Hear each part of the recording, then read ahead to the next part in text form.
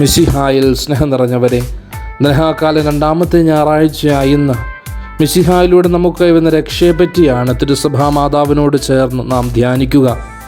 ഇന്നത്തെ ഒന്നാമത്തെ വായനയായ സംഖ്യയുടെ പുസ്തകം 10-ാം അധ്യായം 29 മുതൽ 36 വരെയുള്ള വാക്യങ്ങളിൽ ഇസ്രായേലിനെ വാഗ്ദത്ത നാട്ടിലേക്ക് നയിക്കുന്ന മോശയെ നാം കണ്ടുമുട്ടുന്നു.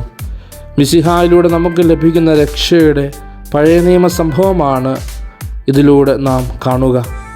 ഇന്നത്തെ രണ്ടാമത്തെ വായനയായ യെശയ്യാ പ്രവാചകൻ്റെ പുസ്തകം 45-ാം അധ്യായം 11 മുതൽ 17 വരെയുള്ള വാക്യങ്ങളിൽ താനാണ് ഇസ്രായേലിൻ്റെ രക്ഷകനും ദൈവവുമെന്ന് ഒരിക്കൽ കൂടി യെശയ്യാ പ്രവാചകനിലൂടെ ദൈവം വെളിപ്പെടുത്തുന്നു. ഹെബ്രായർക്ക് എഴുതപ്പെട്ട ലേഖനം 3-ാം അധ്യായം 1 മുതൽ 6 വരെയുള്ള ഇന്നത്തെ മൂന്നാമത്തെ വായനയിൽ പുതിയ നിയമത്തിൽ പൂർത്തിയാക്കപ്പെടുന്ന രക്ഷയെപ്പറ്റി നാം കാണുന്നു. മോശയേക്കാൾ ശ്രേഷ്ഠനായ മിശിഹായിലൂടെയാണ് രക്ഷ നമ്മുടെ ഓരോരുത്തരുടെയും ജീവിതത്തിലേക്ക് കടന്നു വരുന്നതെന്ന് ഇന്നത്തെ ലേഖന ഭാഗം നമ്മെ ഓർമ്മപ്പെടുത്തുന്നു.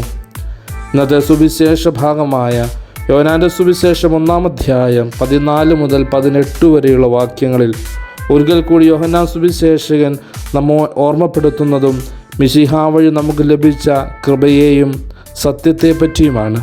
പ്രിയമുള്ളവരെ, നമ്മുടെ അനുദിന ജീവിതത്തിൽ മിശിഹായിലൂടെ നമുക്ക് കടന്നു വന്ന എല്ലാ അനുഗ്രഹങ്ങളെയും ഓർത്ത് മിശിഹായിക്ക് നന്ദി പറയാം. നമ്മുടെ ജീവിതത്തിൽ ധാരാളം കൃപകളും അനുഗ്രഹങ്ങളും നമ്മുടെ വിശ്വാസത്തിലൂടെ നേടിയെടുക്കുവാനുള്ള വലിയ കൃപയ്ക്കായി പ്രാർത്ഥിക്കുകയും ചെയ്യാം. ദൈവം നമ്മെല്ലാവരെയും സമൃദ്ധമായി അനുഗ്രഹിക്കട്ടെ.